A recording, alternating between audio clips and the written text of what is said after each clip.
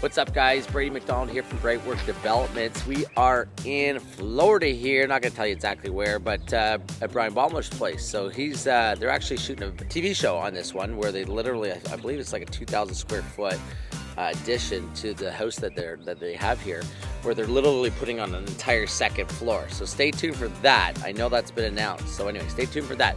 But anyway, we're going to take you behind the scenes, have a bunch of conversations with Brian, talk about the island, talk about our partnerships together, that what we're doing in self-storage, and the other opportunities that we're going to be able to create for our accredited investors that want to partner with us. So yeah, stay tuned. We've got a lot of great content coming towards you.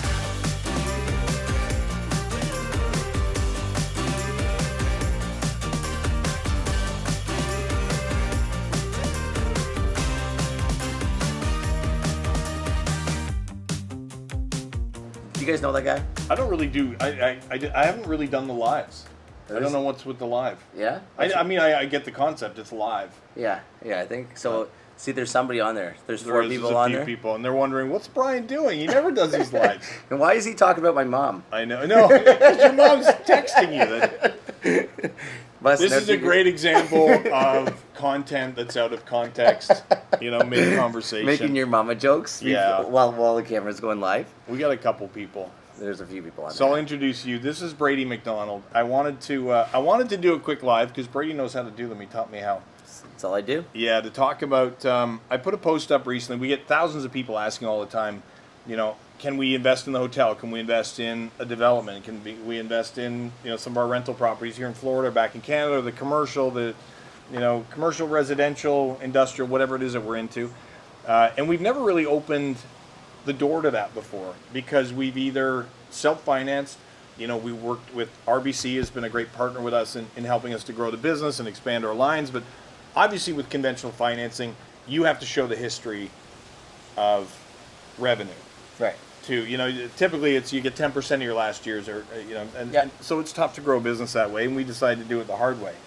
And of course with the hotel, we self-financed the entire hotel until we had it finished, and a week later we all know what happened. We were wearing masks and locked up in our house, and actually stuck on the island I was forced into a 7-month vacation on the island at an empty hotel that we had just finished renovating. Give you an extra few months to figure out how to fix the rodent issues. We built a pickleball court. Yeah, we locked up the film crew with us on the island. It was really interesting. Yeah.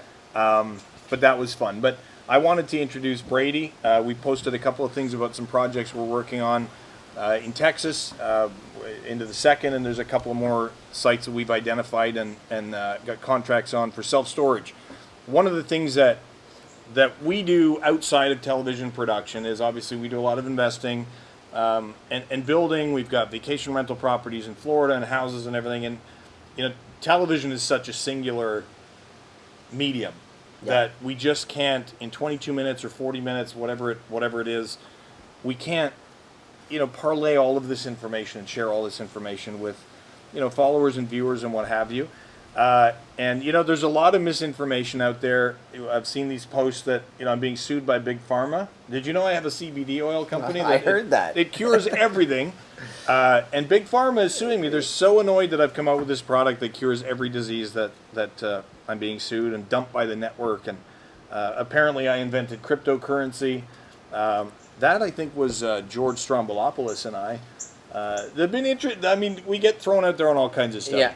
So when we are doing legit business and finally we are opening up some of our projects to other investors, and one of the lessons I've learned over the years is, you can have a big piece of a small thing, or you can start having a smaller piece of bigger things. Yeah. My last 5 years, apart from developing the hotel and continuing to add to our inventory of rental properties residentially in Canada and the U.S., is to diversify. We're seeing now we're at the precipice of what everybody is terrified will be a recession. And for me, if I have one basket of eggs and I drop that basket, I am not having an omelet for breakfast tomorrow. I love metaphors, by the way. If I have 12 baskets, I can drop a few and there's still something there. So Brady introduced me to, and I'll let Brady talk in a minute. You introduced me to the self-storage and did a lot of that research, and that wheel had been invented. And like I said, one of the things I've learned is not to reinvent the wheel. If there's a group of people that are doing great things and they're knowledgeable. They've done the due diligence and the research. It's better to ride on that bus than try and build your own bus from scratch. And it's something I think we're seeing in real estate now. It's hard to get in alone. Young people, it's tough to buy a house. My son, Quentin, who's 17 now, he's got his own truck and he's off in New Jersey. We just bought another property in Ontario. And he said, how am I ever going to buy a home at this price? And I said, well, first you have to get a job and save some money. And he thought that was a ridiculous idea. But I said, there's always ways. Partner up with people, get one, get a rental suite, get some income, go from there. We're now, corporately over 17 companies and doing business in 3 countries. And since we posted some of the information about this is what we wanted to address. The misinformation that's out there. And people say, you've abandoned Canada. Why aren't you investing in Canada? Why are you doing this? Why don't you, come home and stay in your corner? And there's a lot of misinformation about how the economy works internationally. When you invest internationally, 2 things happen. You meet different people, you go different places, you realize that everybody is interested in the same thing. And that's taking care of their family and building wealth. And at some point retiring and hopefully leaving some financial security to your kids. Yeah. The second is you can't print your own money in Canada. So when we invest internationally, those revenues, those profits come back to Canada. We bring them back in, so that grows the GDP, that grows the amount of revenue in Canada. We pay exorbitant taxes, millions of dollars in taxes every year. We are still Canadian. We are still Canadian residents. You can do business in multiple countries. You can take advantage of that and bring revenue back, which helps grow our own economy locally. So I guess I'll pass it to Brady to talk a little bit about the opportunities in self-storage because it's there's a huge demand for it. Yep. It's recession-proof. Everybody has it. It's saleable. It's bankable. From my perspective, it's a safe investment. And that's why I decided to partner up with you on these developments. So this is the first time we've opened up investment to other people outside of our own corporate groups to accredited investors. And if you don't know what an accredited investor is, there's a high probability that you're not one. And my other answer would be Google it and get the information and learn all the information. Don't believe everything that you see on social media. Some things are true. But I'm going to let you talk about the developments in Texas first. And I think we're going to put a link. Yeah, we'll put the link to the investor portal and stuff down below. But so I'll just, so again, everybody, I'm Brady McDonald. I see a ton of people here looking in from Canada. So I'll just let you know I'm from Barrie, Ontario. Oh, they're talking to us. So I'm also Canadian. My wife, we have an 8-year-old and a 2-year-old, and we are real estate investors in Barrie, Ontario. We've got properties in a bunch of places there. Someone from Wasaga, we were just there yesterday. Yeah, right around the corner from you guys is actually where I have my primary residence. So I'm Canadian as well, and I've been investing in real estate and developing in that area for the last 6 or 7 years. Started at Hydro One, climbing trees, to be honest, and bought one property. We're still climbing trees. Bought a bunch of properties, and then realized I can't do this alone, right, to meet my goals. So that's really where we started partnering in a different way that Brian and I are, and a little bit different way that we're offering you guys. But again, back to Brian's point is you can't do anything really great alone. And in real estate, in these types of developments specifically, where, in asset classes that are very safe in times like this, it's really hard to do it because not everybody's developing self-storage facilities, or it takes a crazy amount of capital to do this alone, right? And you know what? Some of the comments I've heard, it's you've abandoned, you're not, the taxes don't abandon, we're bringing the money back. Some of the other comments I've heard is just have less stuff. But we're trending in the real estate market to more of a rental base. I've said for years we're going back to a feudal system. The king will own all the houses and everybody else will rent the houses. You have to decide who you want to be. Yeah, where do you want to do you want to be the king or the queen or what it may be? But what's also happening is people are downsizing. We've done it ourselves. You realize we have too much space, we have too much stuff. But you still want your bike and your skis and your accoutrements. So self-storage is actually one of the cheapest ways per square foot to add square footage to your home without adding square footage to your home. Highly efficient as well because you're sharing hundreds or thousands of units in one space. So there's a continuous revenue stream there. There's a continuous asset value. And as an investment vehicle, it makes more sense than almost flipping homes or doing things like that. So the market's changing a little bit, but that is staying the same. Yeah, totally it is. And the nice thing about when a market's changing is, like, I think you maybe had just mentioned that this is perfect for markets changing when people are selling, they're moving businesses. If it is actually a true recession and we are going to be in a little bit of a world of hurt, then those businesses need to, still keep their stuff and have people downsizing and stuff. But the other neat thing about self-storage is that we're not just so reliant on one tenant profile. Right. The tenant profile ranges from millennials that are, being mobile and not really staying in one places, to people, the baby boomers that are downsizing, to businesses that are growing and need places to store their excess inventory. Like, we're not so dependent on one tenant profile, which is another really great aspect of this. Yeah, and from any business, you are exposing yourself to, unmeasurable risk if you said, I'm just going to have one customer. Yeah. And real estate is like that. Residential real estate is like that to a degree. However, you still have that asset value. In a self-storage unit, you have 1,000 customers. Yeah. So you can lose a couple. A couple can't pay. Then maybe we start a Storage Wars show where we start finding weird stuff. Imagine what we'd find in Houston after a couple of years. No kidding. God, I know what I'd find in my own basement. But so that's one way of investing in a class that immediately diversifies your risk. That's what really intrigued me about it, is its diversity within a single investment. But of course, it's we have a diverse investment portfolio now, and this is diverse inside a extending that diversity. Yeah, so one of the target areas that we're looking to do, the two active ones that we have right now are in Houston, Texas, but we're looking at the southern states. And one they missed out on already. You missed out on already, but there's a couple more in the hopper. There's a couple more coming. But for a few reasons, like, there's no basements in Texas and in Florida and Arizona and all these southern places, and the big factor is... I have 2 storage units and a house. Well, that's perfect.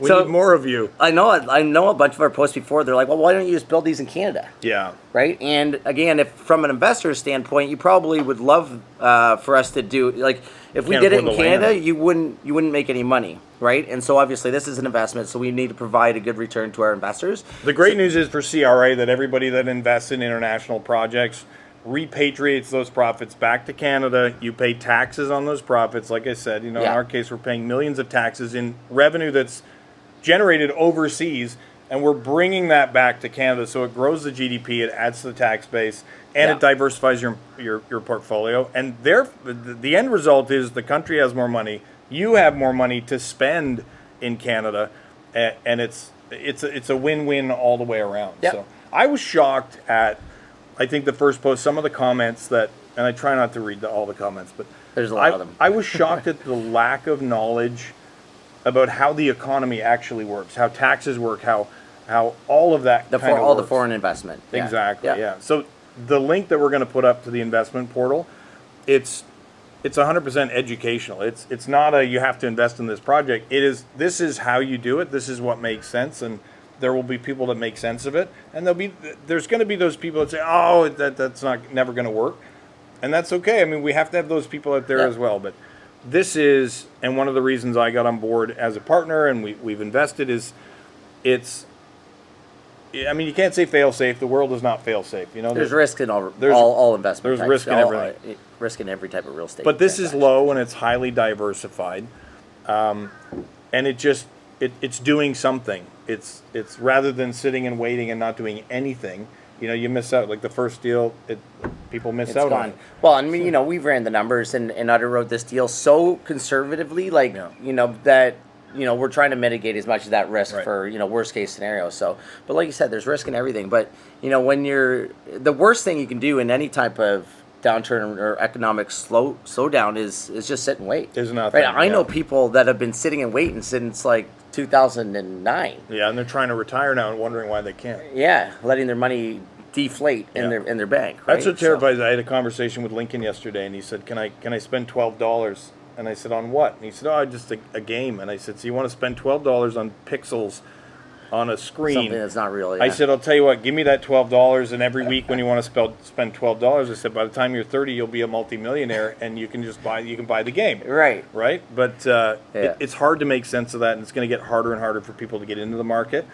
And one thing we're looking at now, in partnerships like this, is people that have done the research, done the background, even have the just have the machine in place, right? The infrastructure in place and the people in place. When I started my company, 25 years ago, I was the guy that dropped off literally a card in your mailbox that said, "Hey, do you need your bathroom done?" I was the guy that would answer the phone and say, "Oh, Mr. Baeumler's busy, but I'll quote that for you." I came out and measured it. I went and bought the material. I drove it to site. I installed it. I took the garbage home. I did the accounting. Yeah. I mean, it was everything. And getting to that point where we had a chief financial officer was, 100 hours, 80 hours a week of work for 15 years. So getting involved in a group that is already successful, already has the metrics, the data, the history, all of that in place already. Are you going to take a smaller cut of the profit?